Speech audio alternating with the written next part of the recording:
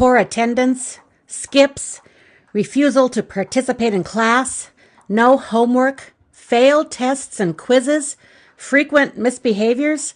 Some students are just a train wreck waiting to happen. What is a teacher supposed to do? Sometimes the daily realities of teaching can really get even the best teacher down. What is a teacher supposed to do? Kids are supposed to care about their own education. If they don't care when I get them, how am I supposed to make them care? I'm not their mother. I'm their teacher. It's always easier to see student motivation as somebody else's problem. Should teachers have to worry about it more than students or parents do? Why can't they just teach students to do the work? Don't students know that incomplete work is a sure way to fail? All the redos and makeup work make me want to pull my hair out. It can really be frustrating to spend so much time dealing with the byproducts of negative student motivation. Sometimes it can seem like that's all a teacher spends his or her time doing. Teachers talk a great deal about motivation, but too often their professional discussions of motivation are devoted to the negative impact that poor motivation has on their work, rather than to the positive ways they can increase motivation for students. Welcome to part 1 of Increasing Their Motivation. In this short podcast, you will clarify your definition of motivation and learn about the things that impact motivation, both in and out of school. So what exactly is motivation? It is a concept that can be hard to define. Take the following short test to see exactly how well you understand what motivation is. Combine the stem above with each of the following sentence completers. Work with one or more partners to decide whether the resulting statements are true or false. Motivation is the student's intent to learn.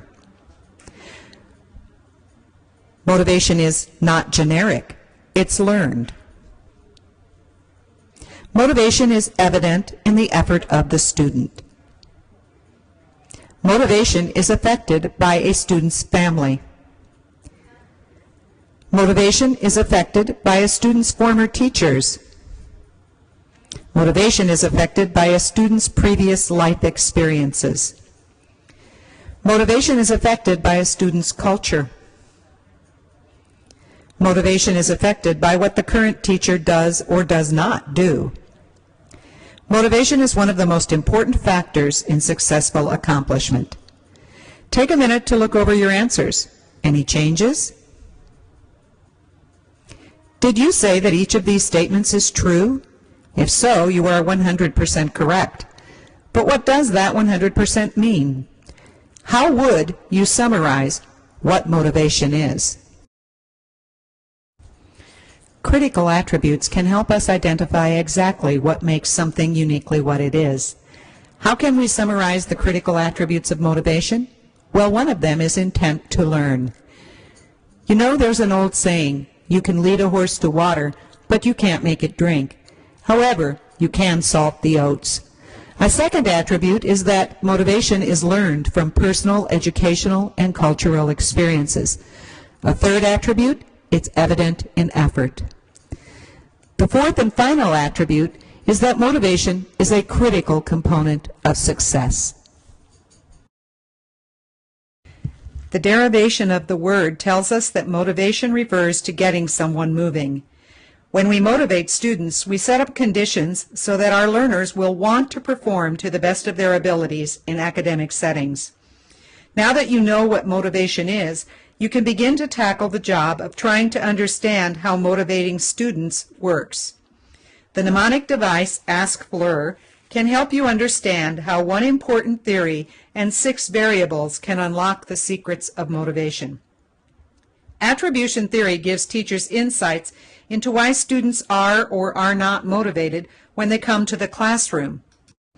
The 6 variables of motivation: success, knowledge of results, feeling tone, level of concern, interest, and rewards, Tell teachers how what they do or don't do can positively or negatively impact student motivation every day.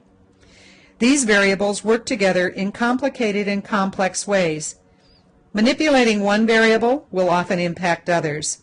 The important thing to remember is that when a student's motivation is low, there are things teachers can do to increase it, and therefore increase learning.